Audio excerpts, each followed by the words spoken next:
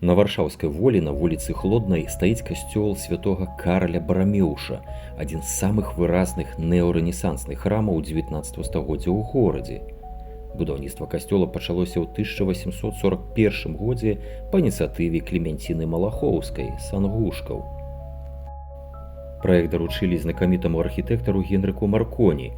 Па яго задуме, касцёл наўмысна адсылае да раннехрысціянскіх рымскіх базылік.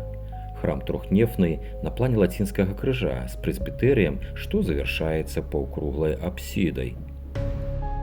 Адна з галоўных фішак храма – чыгуначныя літыя элементы ў канструкцыі і ў дэкору. Для свайго часу гэта была амаль што тэхналагічная рэвалюцыя.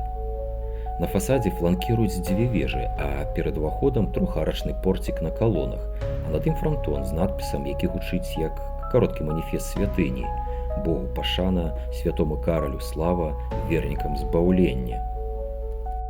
Фігура апосталаў Петра і Паўла сустракаюць вернікаў, але галоўная фішка храма на бакавых сценах.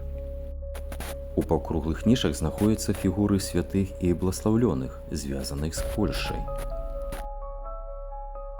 Гэтыя скульптуры з'яўляліся паступова. Першыя фігуры ў 1840-х гадах, а потым нішы запаўняліся да канца 19 стагоддзя.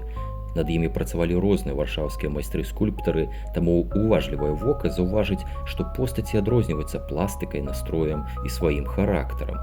Існуе нават такі жарт, што гэта адзін з самых маленькіх касцёлаў Варшавы, бо ўсім святым давялося стаяць звонку.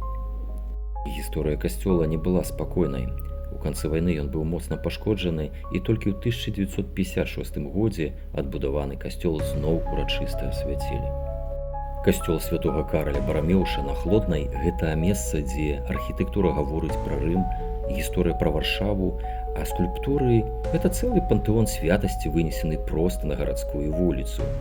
Так што, калі будзеце на волі, не абмяжоўвайцеся адным кадрам фасада, а абыдзіце храм вакол, знайдзіце нішы, паглядзіце ў твар кожнаму святому, і вы ўбачыце, што гэта не проста касцёл, гэта камень, які памятае, і мастацтва, якое не хаваецца ўнутры, а выходзіць да людзей.